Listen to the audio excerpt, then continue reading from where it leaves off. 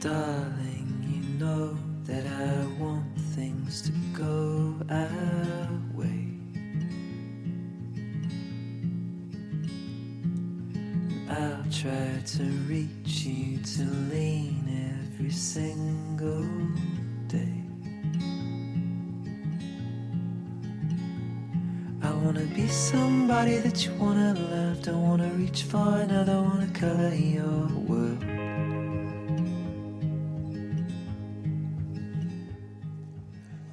Je regardais il y a quelques minutes des photos envoyées par ma sœur qui demeure en Espagne et des photos très le fun avec des amis. Des photos sur la plage, donc une plage publique dans le coin de Malaga, juste un petit peu plus loin, la plage du Palo, où elle a des amis là-bas. Et je voyais justement ces photos-là, je voyais je voyais la Méditerranée. Mais je m'ennuie souvent, je dis parfois non, souvent de la Méditerranée. Et il y a un podcast Méditerranée qui porte le nom de Méditerranée. Je vous le recommande. Et c'est l'esprit commun. C'est le nom du podcast. Méditerranée, l'esprit commun. C'est ce que j'aime beaucoup de cet esprit-là de la Méditerranée. Ben, c'est ce qui... C'est le mood, hein? C'est la manière de vivre. C'est particulier. Là-bas, il y a une chose qui presse. Ben, c'est vivre. C'est aussi simple que ça. Vive la Méditerranée. On va y rester en Méditerranée. La plus grande île de toute la Méditerranée, la Sicile. On peut dire que c'est à peu près 300 km d'est en ouest. C'est immense, la Sicile. Au large, l'île est juste là, au large de la pointe du pied de l'Italie. L'Italie, c'est faite comme une botte. Et la pointe du pied, on voit la Sicile. L'île est dominée par un volcan qui s'appelle l'Etna. C'est une île formidable. La capitale, Palermo, la ville a souffert dans le passé d'une mauvaise réputation, liée à la pauvreté, liée au crime et bien sûr à la fameuse mafia qui a eu des tentacules partout dans le monde. Donc, le nom Sicile, le nom Palerme, ça a voulu dire dans le temps, à une certaine époque, c'était pas une place touristique pour les gens, mais c'est pas ça du tout. Aujourd'hui, Palerme, c'est un hub touristique tout à fait extraordinaire, de premier plan. Les Européens ont redécouvert la Sicile. Pour eux, tout est proche. Les visiteurs, ils prennent Palerme comme base de leur voyage. Mais la Sicile, c'est très nature aussi, là. La Sicile, c'est comme l'Italie autrement. C'est une place merveilleuse. Et c'est très, on va dire, c'est beaucoup de campagne, hein, très, très campagnard, des plages à faire rêver. Et de la bouffe. Et du vin. Du vin, en voulez-vous? Il y a énormément de vin. Les vignerons siciliens, c'est important pour eux de préserver les cépages locaux. Ils en ont une multitude. C'est incroyable, je vous le dis, c'est quasiment... C'est dur de toutes les connaître. La quantité de cépages locaux, c'est particulier à la Sicile. Ils en ont énormément. Et ces cépages-là, ils font partie de l'histoire de l'île. Depuis l'Antiquité, depuis toujours. C'est leur cépage, c'est à eux autres. Et les vignerons veulent les préserver absolument. La grande vedette sicilienne, à travers le monde, tout le monde connaît le Nero d'Avola. Nero d'Avola en rouge, qui est surnommé la Syrah sicilienne. On est ici, quoi? Très, très riche, là, très tannique, des arômes de cerise noire, de la violette, beaucoup de fleurs, là, la violette, et souvent accompagné d'épices, plus sur le poivre, et la particularité, souvent, il y a plusieurs Nero d'Avola qui a cette petite pointe de tabac qui en fait un vin merveilleux. Je sais que beaucoup d'entre vous, vous êtes des fans de Nero d'Avola. Les fans de vins italiens adorent les vins siciliens du cépage Nero d'Avola. Le monde entier l'aime. L'autre cépage, peut-être un peu moins connu, mais c'est une vedette aussi. Le Nerello Mascalese. Lui, il se situe justement beaucoup plus proche du volcan. C'est du raisin d'altitude qu'on l'appelle. Et justement, il est sur les terres volcaniques. C'est un vin, je ne dirais pas que c'est le compétiteur, mais c'est du Nero d'Avola, mais c'est un vin un peu moins pigmenté, légèrement plus pâle, mais plus de corps dans le sens, plus de sensation d'alcool. Et beaucoup plus herbacé, donc il tire plus sur les herbes en général. Et si un jour vous voulez goûter justement à ce cépage-là, le Nerello Mascalese, cherchez l'appellation Etna.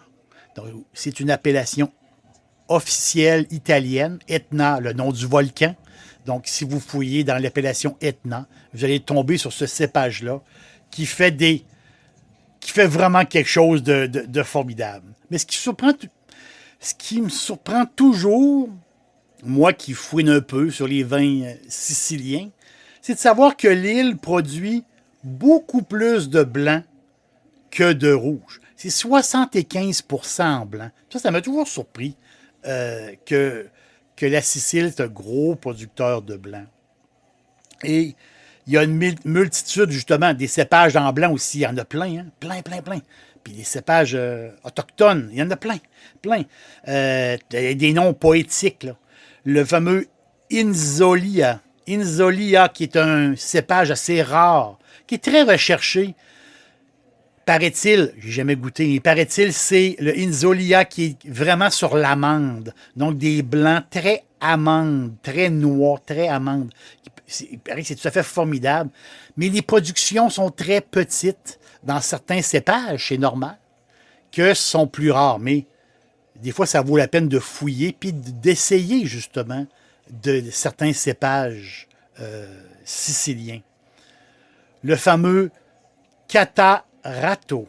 Catarato, c'est des noms poétiques. Hein. Lui est très crispy, bonne acidité, très vif comme vin. Le Caricante.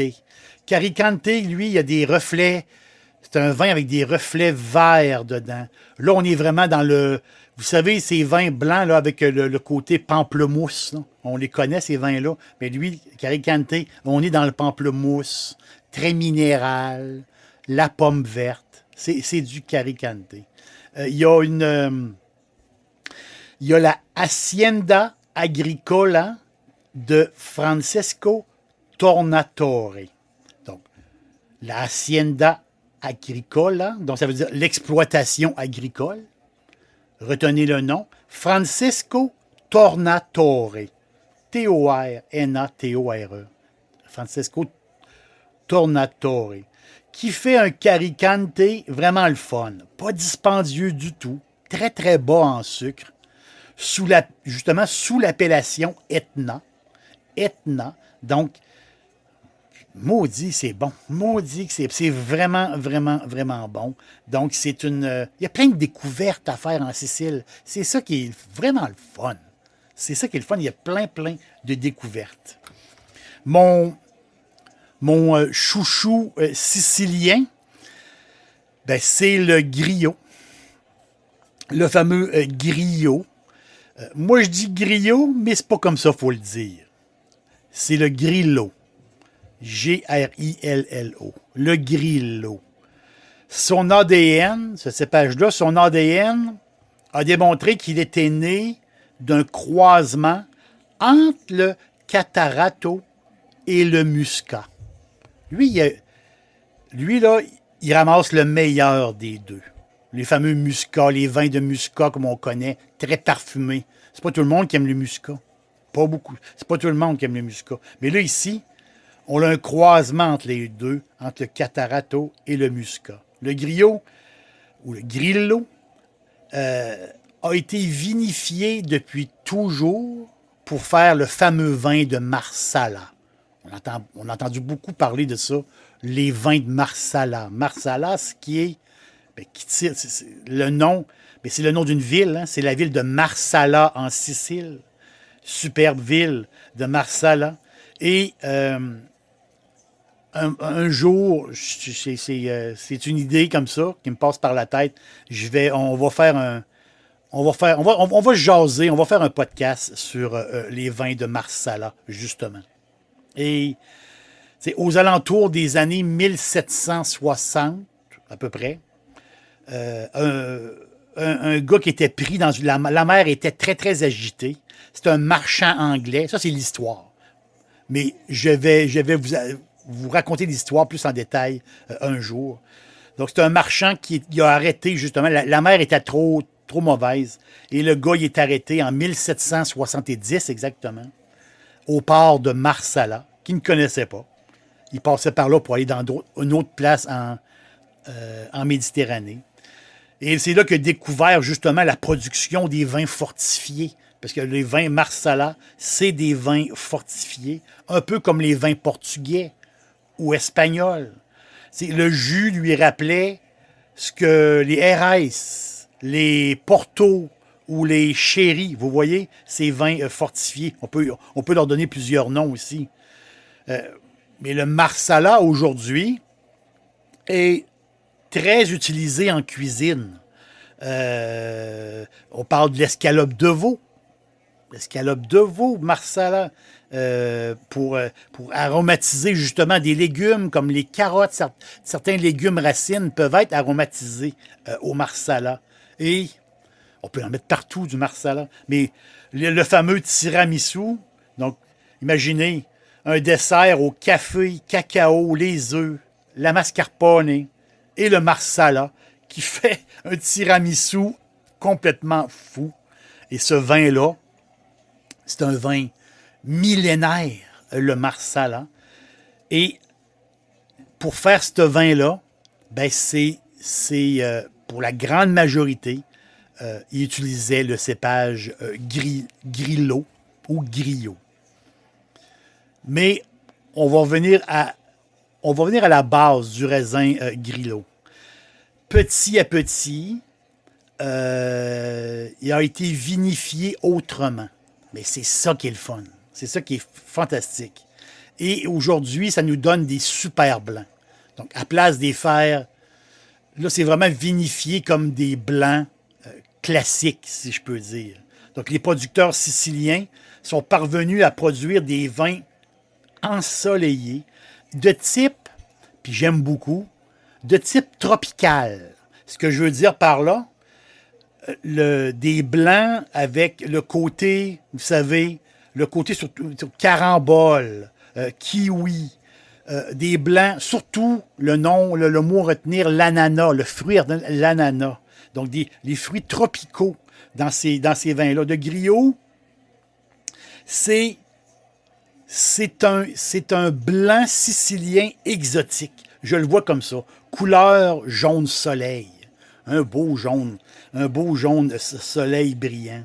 Et il n'est pas élevé en fût de chêne du tout. C'est évité complètement. Ils veulent garder justement ce côté là, qui ressort de fruits exotiques. Le but des vignerons, c'est ça, de se ressortir. Et c'est des vins qui se boivent, on va dire, assez jeunes. Donc, c'est des vins qui se boivent en dedans de 5 ou 6 ans, ou à peu près. Le Grillo, c'est...